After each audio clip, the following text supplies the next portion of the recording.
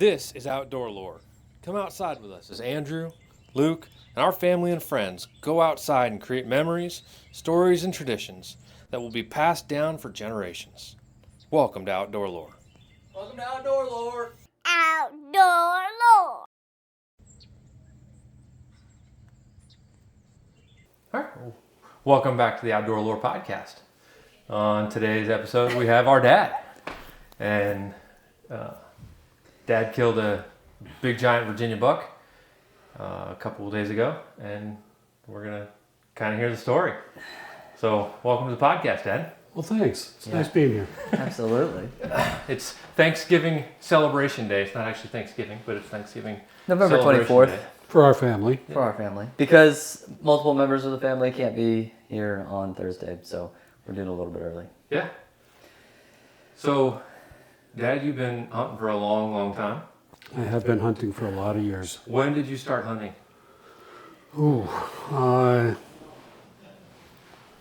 When I was in college, so it would have been 1978 was the first year that I went hunting. And that was before we were born? Uh, By a little bit. by a lot. little bit. I missed the 70s. Heard they were good years.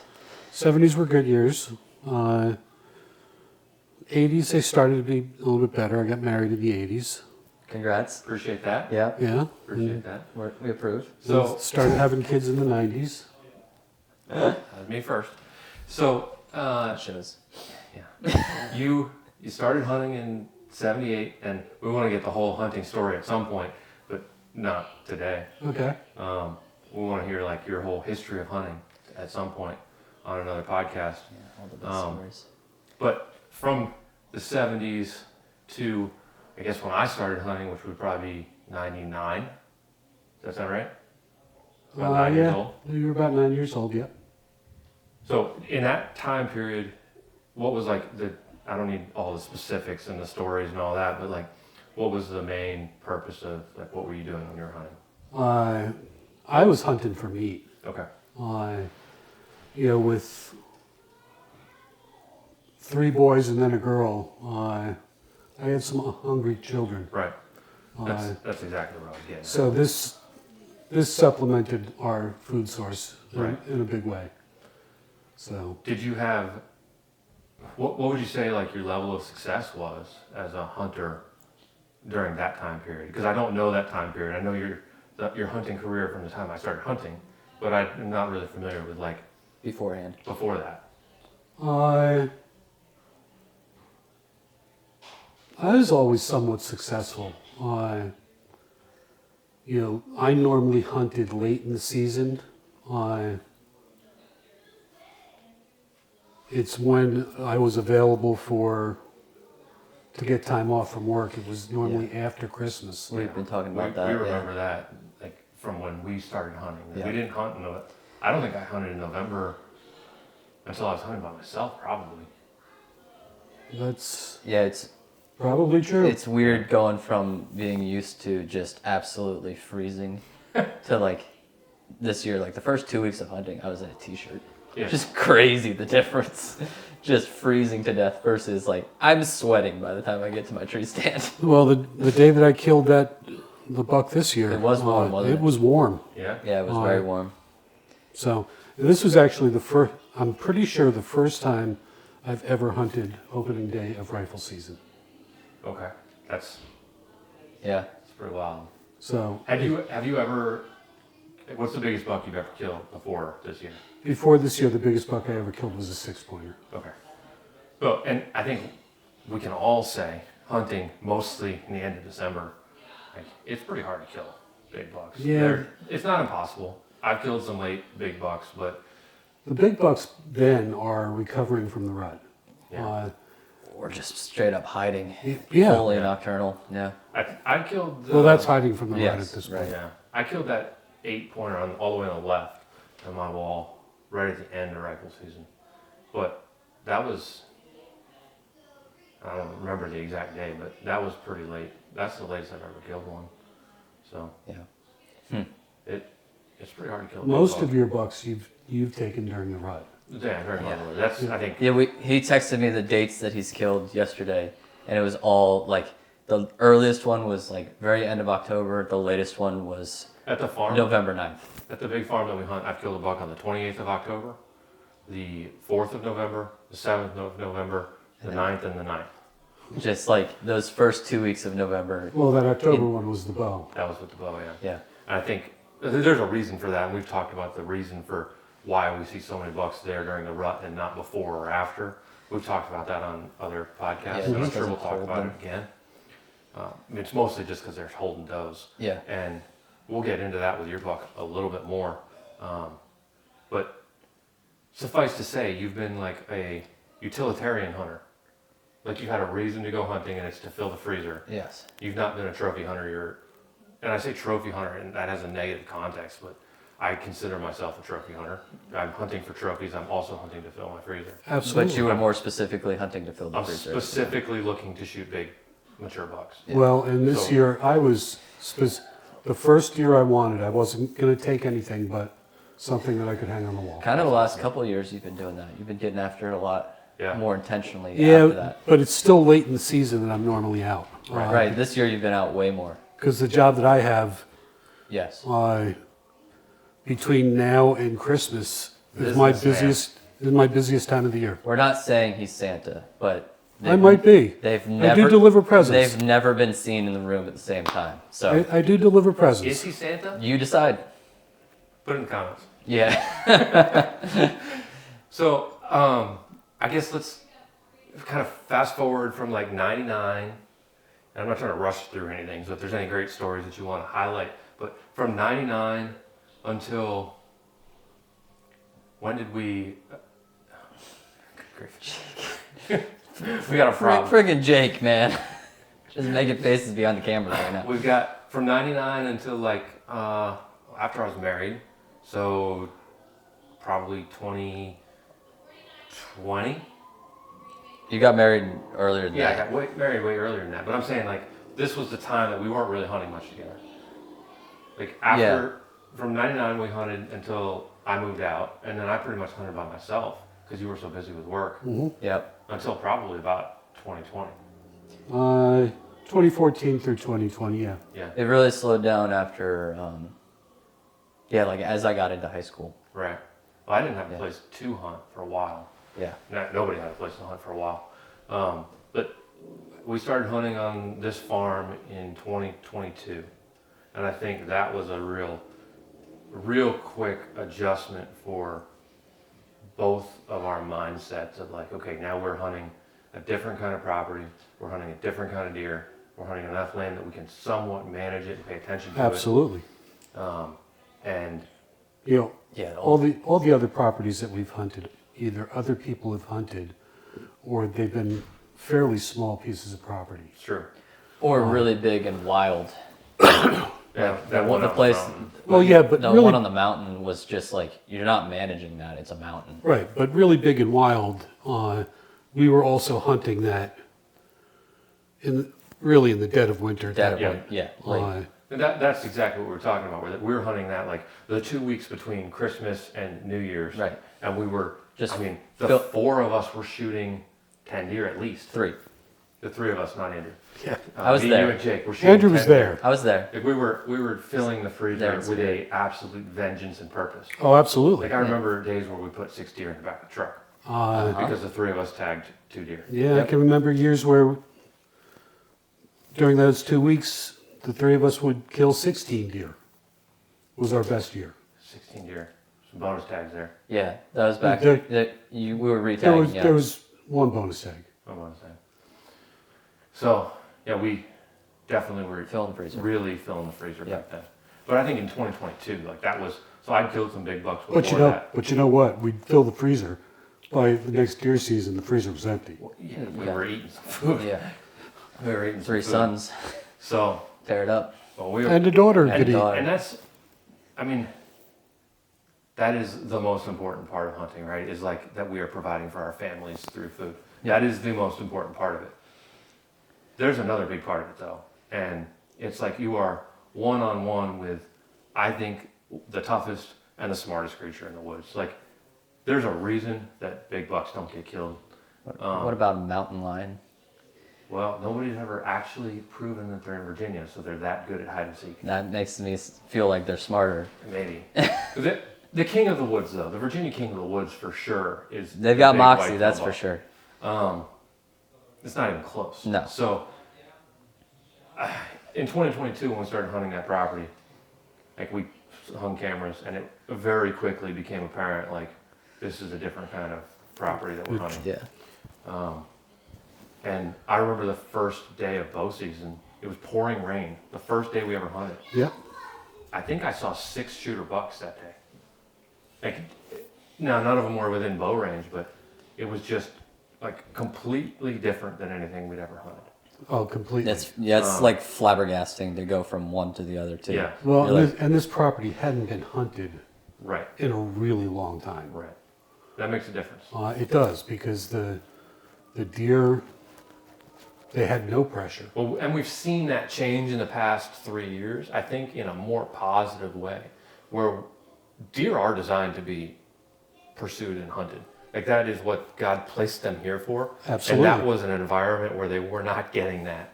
And there was so many deer that I'm convinced it was an unhealthy habitat situation, like Well- where there's just well- too many deer. And we've seen some deer that on the property that weren't all that healthy.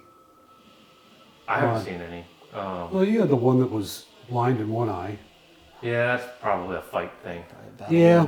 But we've also seen some deer that were injured from some poor hunters. We'll get to one of those. We will get to one of those. We'll get to one of those The one from this year or last year? I was talking this year. this year. Okay, because the one that Oh, you found yeah. last year. Well, 2 last year, really. The Yeah, one that that's true. that my daughter and I found, and then the one that we have on camera that had that giant lump that I'm Yep. convinced had a broadhead in him. And we never found him. I don't know if he made it or not. So there are other hunters around. There's other Surrounding properties. populations of hunters, but they were pretty secure on this farm. And I think that was very clear. So the first year, we didn't do any management stuff. We didn't do any habitat improvement. We just kind of hung stands, ladder stands for you, and I kind of picked some trees for the climber. I was mostly hunting the climber then. And that year was very successful for me and very successful for you fulfilling the freezer. Absolutely. I think you got your first deer with a bow that year, I did. and I got my first buck with a bow that year. So that was pretty cool. You got your first doe with a bow that year, too. Yeah, you're right. I got both my first deer and my first. Because you got your first deer, what, 20 minutes after I got mine? That first I year? think so. Yeah, It was on the same day. that's right. That was pretty cool. And I was actually saddle hunting that day. I pulled up my old Summit platform into this gnarly cedar tree. Like, I had no business being in a tree. And I didn't have sticks or anything, so I just kind of climbed the tree. And by the time I found like an opening that I could like clear out to be able to shoot, I had to be 30 feet up because my rope was, like my pull rope was all the way extended, and like my platform was off the ground. I got a 25-foot rope, and it's already pulled my platform up. So I'm like, I gotta be close to 30 feet In a cedar tree. in a cedar tree. I pulled that thing up there. So you were swinging in the breeze. It worked. It worked. I Got was the well job hidden. done. Yeah. I was well hidden. Yeah, so we've had success there. We had success there the first year. I shot 3 bucks, and then we both shot a bunch of does. And then last year, I think my mindset kind of changed. I was still looking for bucks, but I was hunting 1 buck last year. You were. Yes. I was very driven and motivated to kill We never just found 1 blades. buck. We had a buck on camera named Blades. You've seen pictures of him, I'm sure. Just a great non-typical giant buck. Yeah. And I hunted that deer with an absolute vengeance. And passed a bunch of bucks, passed a bunch of deer, and never got a shot at Blades. So, but He might still be out there. one of the goals of last year was to really reduce the doe population. And it needed to be. Yeah, I think I shot 6 does last year. No, maybe I shot 8 does. I shot a lot of does last year. Fill in the freezer, and then also like it had to happen with. I mean, we were just seeing too many deer. There's no way it's positive for them. No way it's healthy. No way they And have it's the just food that they need. stealing food from bucks. Right. At that point, you're just starving them. And what we saw really, and what we continue to see, is we are really just housing and feeding does on that property for most of the year. Yeah. It's But they dry. need to be there though too. Sure, and we want them there, but there are not many bucks that are living and residing on that property at this point. There's a lot of doves, and that brings the bucks in. Brings the But we bucks in. saw a dramatic decrease from the first year, and then last year Blades was there and he was running the place. Well, and we have to remember the property right next to where we hunt. They are actively farming that property. Yeah, There's a lot of corn. There's a lot of soybean. There's food there. yeah. A lot more during the year, food that they want Right. than on the farm that we're hunting. Sure. So, into the first 2 years out there, did you ever see a buck that you were interested in shooting?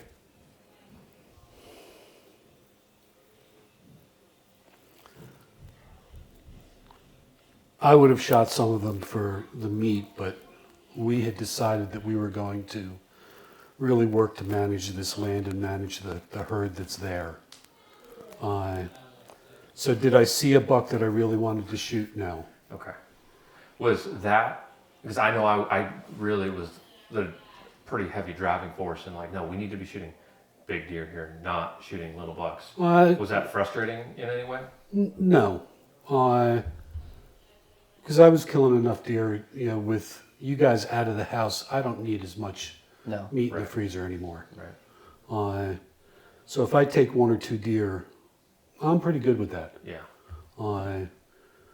Now, if I'm going to fill your freezers too, yeah, I'm going to shoot. Right. Of more. course, you got to be shooting more So, deer. But the opportunity, I mean, seeing deer is not the problem. Seeing the right deer with the way that I've historically hunted, I'm not going to see the big bucks. So that's, what have you changed? Because you've changed how you hunt dramatically in the past 3 years. Well, absolutely. I'm hunting more muzzleloader and more bow. And like I said, this year, I actually got out on opening day Yeah. and I made it a priority. And Reap the benefits. it's all the difference in the world. Yeah. Uh, No, being there on the right days is super important. Not being there the last 2 weeks of December. Yeah. I mean, you can go kill does, and it's a great time to kill does. but, Absolutely. being there the right day, but I think when we're hunting like late season rifle, we're doing it differently too because we're less concerned about scent control. We're less concerned about our access. We're kind of just trusting that we're going to get out there and we're going to probably see 2 does to shoot because you're probably going to see 2 does to shoot. But when you're actually pursuing those big mature bucks, there are changes that, I mean, I know scent control is a big one for you, like stopping and washing everything together. That makes a difference. It does. How we're it accessing. didn't make a difference at the end of December. No. No. Maybe it does. Maybe that we get lazy on our scent control, and that's why we don't see bucks at the end of December. But also, like you can see 150 yards in the woods. I don't think it matters as much. I Yeah, still it doesn't. do scent control in the end of December, but it really matters when you're talking bow and you're talking muzzleloader. Especially with bow. Yeah, it matters so much. Because they sneak up on you so close. You'll still, I mean, you could still luck yourself into a big deer hunting the right days. And we've had days where I think we could have been like lighting candles in the field and Yeah. we still would have seen deer running past us. Yeah, chasing Serenity each by Jan. other. Serenity by Jan. Yeah, but it is so important. So some changes were made there. So tell us, I guess, let's move into this season. Like you said, you had a different mindset this year where you were not going to kill a buck or a deer until it was a deer that was going on your wall. When did you decide that? That's a big goal.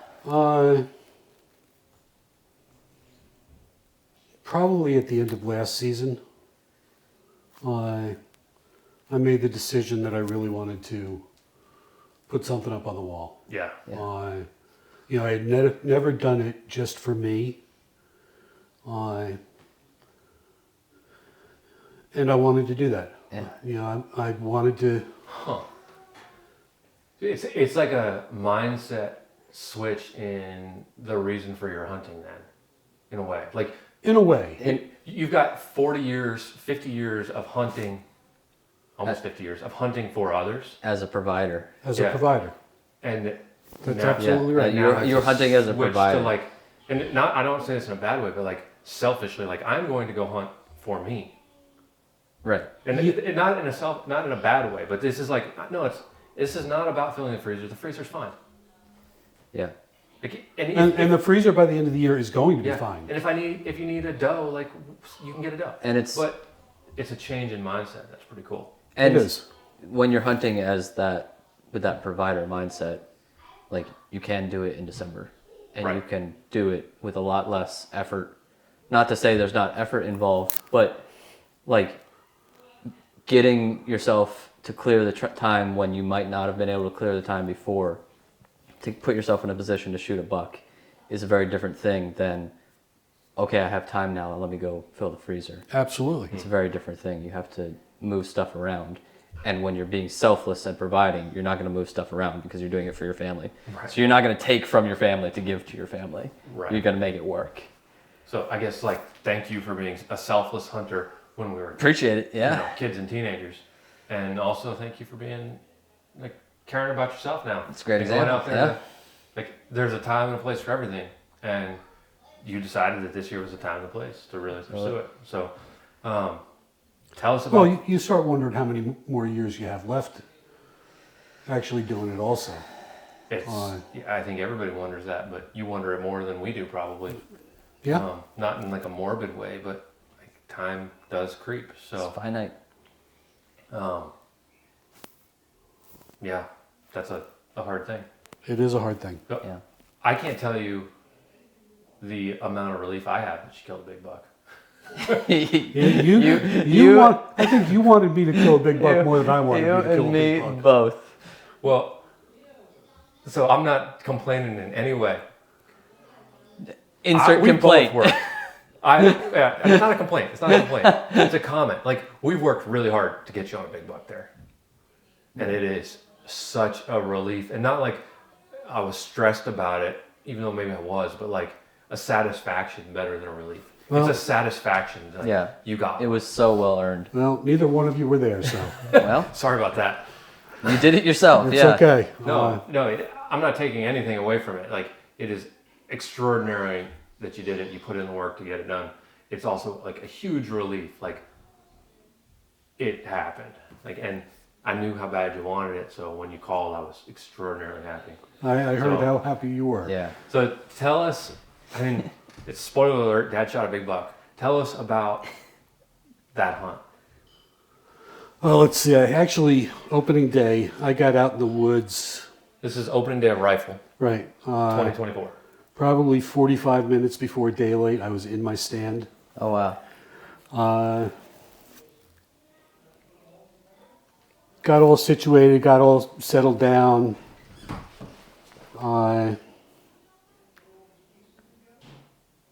Didn't jump anything when I went into the woods that morning. That's really hard to do. It's on this property. It's really hard to do. In And I'm walking right past a lot of bedding area. Yeah. seemingly all of Virginia, it's hard to do. But luckily, I think we had gotten some rain recently before that. We did. Yeah. Going into the woods was pretty Quieter, quiet, yeah. which I was very happy about. Got up in my stand, got stuff squared away and put away, and I waited for the sun to come up. Saw my first deer that morning. It was probably about 8 o'clock. Okay. And it was a nice 6-pointer, big body. You texted us about that one. Yep, I did. But I let him walk through. He stayed for a while. I watched him for probably 15 minutes or so. Saw a fox shortly after that. And about 45 minutes after the first deer, that was probably about a half an hour after the first deer left. Off to my left, I saw movement. And he was coming in as quiet as I came in. Well, I didn't hear him. But I saw the movement and I watched him. And when he came out of the heavy growth into where it was starting to be clear, I started counting points because you could see the rack pretty clearly. The sun was hitting it very nicely. Glimmering. And I got to 3 and I said, that's enough. There's more. There's enough points there. This deer's going down. Yeah. So then I was watching in front of where he was heading, deciding which was my spot where I was going to put him down. Right. And he went about another 30 yards, pretty much straight in front of my tree stand, just over 40 yards away. And I put him down. I put a good shot on him. Yep. 308, 40 yards. 308 Marlin Express. That's right.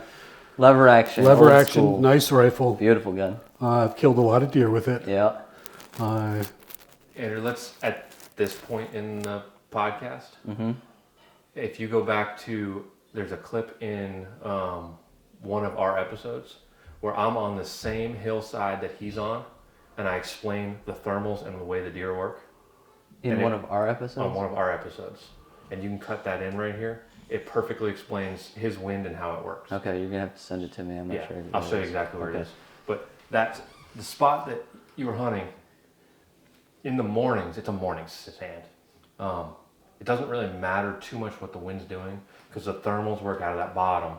And Jake makes fun of me for my thermals, but the thermals work out of that bottom and You're it the- works you're above. Avatar, where- The Last Airbender. Yeah, it works above where the bucks walk because the bucks side hill that Yeah. place. They do. From left to right in front of your stand. That's Or- what they do. So everything's Or coming they're up the far hill. off to the right and coming up the hill. Sure, yeah, and coming But up your above thermals that. are coming up the hill back Right. behind you. So even in a bad wind, your thermals pull up above where those bucks travel. And he walked the same path that my bow buck killed in 2022. Well, he's also walked the same path that so far this year. I've seen a lot of deer walk Yeah. that path in both directions. right, It's funny because in the afternoon they're moving in the other direction towards the crop fields. towards the crop fields. Yeah. And in the morning they're walking away from the crop fields Into their and the bedding area. area. Right.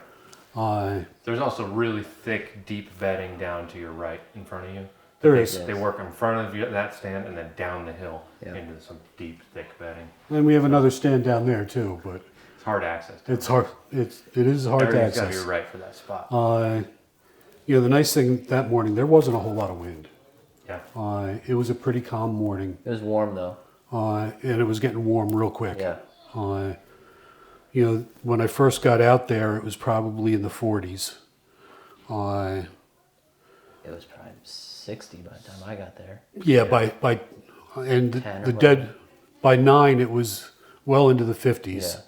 Yeah. By the time you got there to help get the deer out, we were well into the 60s So that day. I guess let's back up a little bit. So after you shot him, what's the first feeling that you have? Like, did you have buck fever? Was your heart going? I had buck fever when I was counting the points. Okay. Okay. Once I decided that he was going down, that went away. I mean, I've killed enough deer in my life. Yeah. Bucks and does. Right. That wasn't going to stay around a long time. Good. Uh, So you got him 40 yards in front of your tree. You squeeze the trigger. You think it's a good hit? I felt like it was a really good hit. I didn't see him go down at all. Right. What I saw was the adrenaline kick in for that deer, and he took off. Yeah. Head down, tail tucked. Head down. Yeah, I didn't notice the tail, quite Yeah. honestly. I saw the head down, Yeah. but he had a purpose. He was getting out of there. Right. He didn't go very far though. No. No. So did you see him fall? I didn't see him fall. I did hear him fall.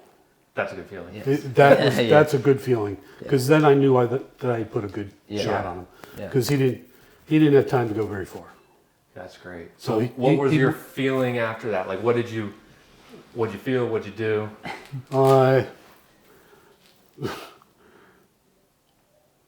Actually, I sat back and I chilled out for about I think it was 7 or 8 minutes. But I had heard him crash, but I didn't want to put any more pressure on him. I figured as hard as he went down, I was going to get down and start looking. Yeah.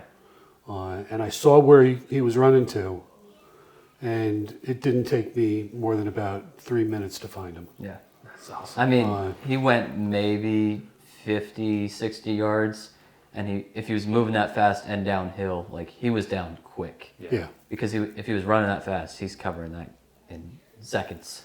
Yeah, the rifles just put so much energy into Yeah. them. Who'd you call? I called my wife first. I called Mom course. It's a first. good choice. Did she answer? She did. That's awesome. And she was hooting and hollering for me. Awesome. So, That's such a good feeling. and then I texted both of you. Sent a picture out on the text also. I was sleeping. I called you. You didn't answer Twice, I think. twice. Yeah. Then you called me right back because I think you knew something was up. Well, you never call me twice. I told you were pretty happy for me. I could hear the excitement in your voice, and once I got done with you, I gave him a call and had to wake him up to come and give me a hand because I was at a soccer tournament. you were at a soccer tournament. Yeah. So So it was a pretty good day. yeah. Yeah. Tell us about the buck. The buck was probably 3 or 4 year old buck. He had a lot of mass. A lot of Yeah. that. Not a big bodied deer. You guys talked about it didn't have any fat. Well, we're in the middle towards the end of the rut. This is true. And a lot of these bucks have lost an Yeah, awful he lot was- of fat. Yeah. He was so they lean. will lose like 25% of their body mass. Yeah. That's valid. But what day was that? The 12th? No, Is that Saturday, whatever? No, it's the 16th. 16th. The How about 16th. So it's a that? week after I shot mine. And mine had Same. like an inch and a half of fat on And it. mine had more fat than I think yours. I think yours had, well, definitely he was moving for the rut, but also he was injured. Well, and what we found out with mine after I got him down was he had been injured by another hunter. 100%. Yeah. It was probably during bow season because he had a very small entry wound, so it was probably an expandable That hit him in the back, right? an expandable point that hit him basically right up by the spine. Yeah. Uh, I think it was actually missed all the vitals. a shot almost exactly like the shot on your buck. Yeah, Yeah, just like didn't hit very it. Right much over so. the top. Yeah, Except it was too far back. Yep. didn't make a good shot.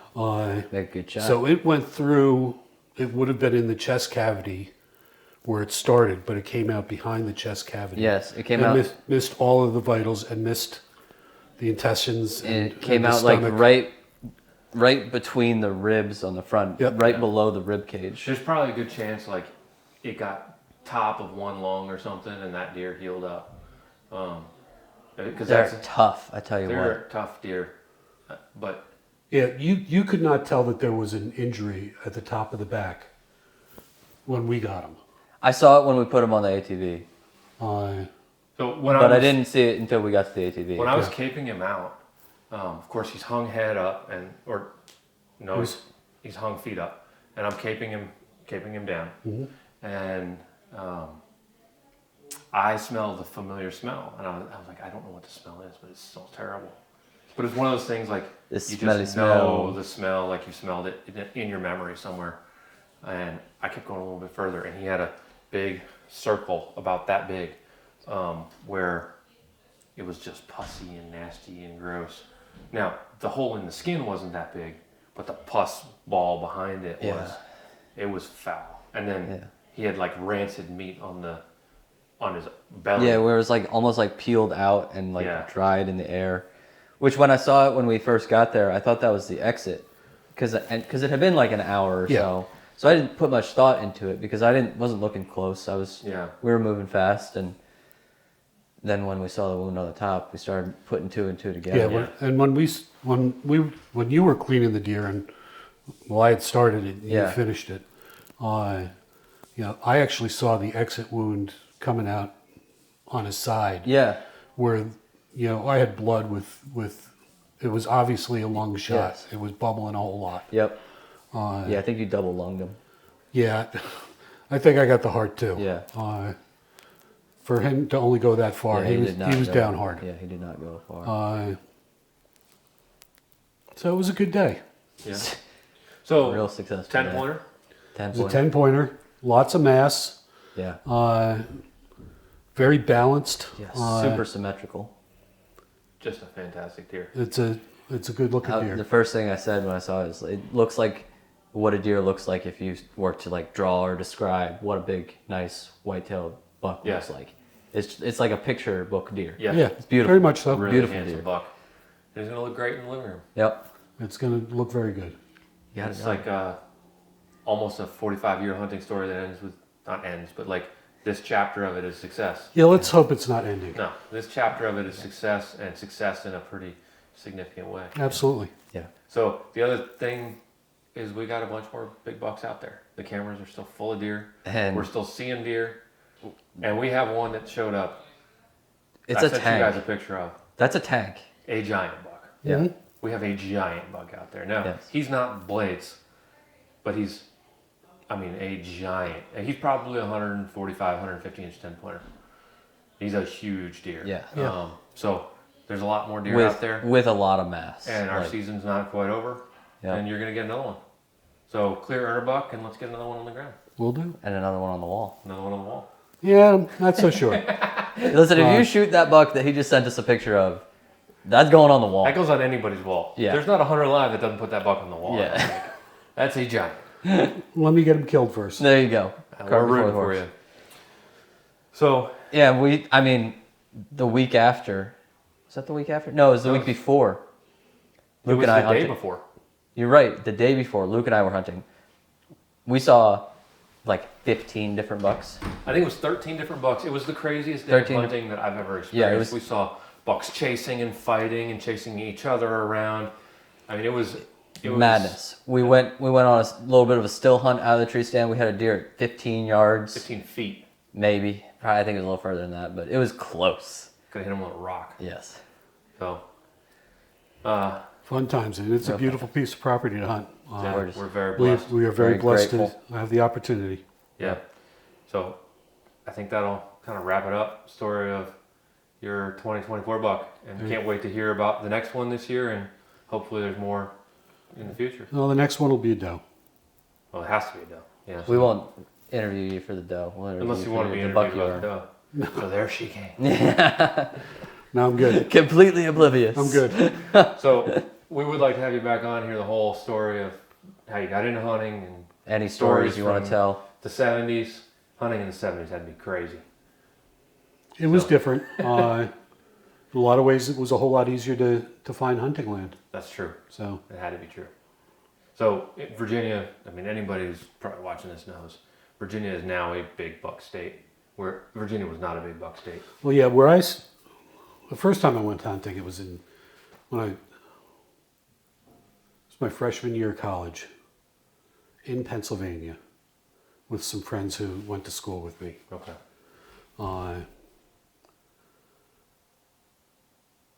And then most of my hunting was either in Massachusetts or New York State. Okay. Totally different sort of hunting. Yeah. But a lot of public land. Right. But you can get some land up there where you won't see anybody for days. So We experienced some of that in Maine. you absolutely did. Yeah, Virginia's turned into a big buck state, but it's also a very difficult place to find permissions to hunt. Absolutely. So we're super blessed to have it, and we're super blessed to live in a big buck state. It's not Iowa or Kansas or Illinois, but there are routinely big bucks being put down in Virginia. And Absolutely. dramatically more so than Yeah, my Facebook feed is full of them. Yeah, this year. dramatically Like more what so is than 10 going years on? ago. Yeah, sure. Yeah, And- it's crazy. you know a lot of the things that Virginia's done has Well, we were at the Made that better. taxidermist. And Oh yeah, He showed us the one from up north of Gilbert's Corner. yeah. Tank. It was a tank, Yeah. non-typical. Yeah, crazy. It was a crazy big deer. Yeah. So, Well, They're we know around. there's big ones out there, and we're doing our best to put them down. So well, thanks for coming on the podcast I'm with glad I could share with you. us. Yeah. Fun times. Wanted to Absolutely. Document it. That's Good what job. Thanks, Outdoor Lord's guys. about. And thanks for your help with the deer. More than happy. So- I'll do that any Sorry I day. wasn't there. Oh, you were here, Well, caping it out. that's Yeah. true. That's true. Because I had never caped one out for a mount. That one took me a lot longer than it should have. Mostly because I was spending most of the time grossed out Yeah, try not to by throw it. that pus hole. Yeah. It was good that you took that deer too, because I don't think he was gonna make it through the winter. He was getting infected. Like it was still an open wound on top and bottom. But we've seen, and I know this is everywhere. This is kind of like not the story here, but that deer. My daughter and I found a 10-pointer that had been shot and not recovered. That was during rifle season. Like that deer was shot with a rifle, it didn't get recovered, and it should have been pretty easy to recover. I hate to see that. And then the one we had on camera that had the giant infection on the left side, where it looks like he caught a broadhead, and And the broadhead didn't clear out. Yeah. no, I think he had a broken arrow inside him. So Awful. you hate to see it. It's part of it, but it's not what you want to see. So Well, and I never taught you guys to hunt that way. You know, if you put a shot on something, you're going to give it every effort to recover that deer. Yeah. the one that really got me was the one that my daughter and I found, because we were 100 yards from the property line, and it's like, just go knock on the door, or, Just go get it. well, you can't just go get it, but go knock on the door. Yeah. Just The go owners knock of the on property wouldn't have stopped them. No, of course not. It But would you have don't been a know, knock, yeah. and at worst case scenario, they're going to call me and say, hey, can you go out with this guy? He shot a deer that's on the property now. Yeah. And I'll be right over there to do it. That's worst case. They're probably just going to say, go get your deer. So, anyways, if you're out there hunting and you run into a land or a property line, go ask. Well, Recover your deer. Or worst Well- thing that could happen is what happened to Dan in our interview with a new hunter podcast, which you should go listen to right now, because that's worse than them saying That's true. it go get is. your deer, That's true. because that was scummy. But you're gonna have to go watch that podcast to hear that story. Moral of the story is don't be a jerk. Yeah, Don't be a jerk. pretty much. And on that note, thanks for watching Outdoor Lore. Don't be a jerk. Watch more Outdoor Lore. It was like, 3 weeks ago that we did our podcast, but it was dark, so he couldn't shoot. So today we got the family back together, and we're going to shoot for the bow board. So he's going for first place. There Good you luck. go. Well, thanks. Nice. It's for all the marbles.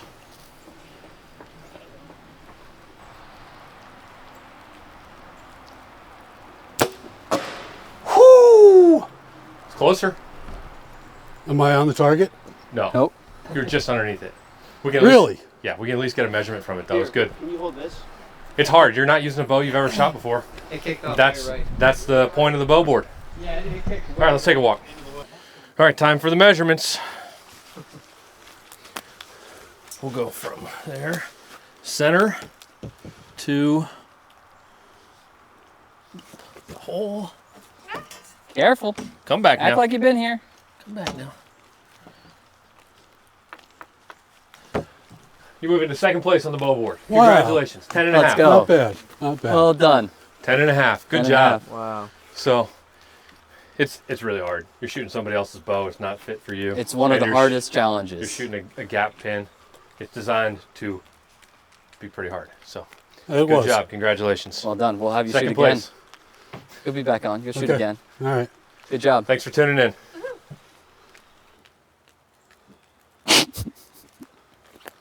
Okay. Are we done now? Yeah.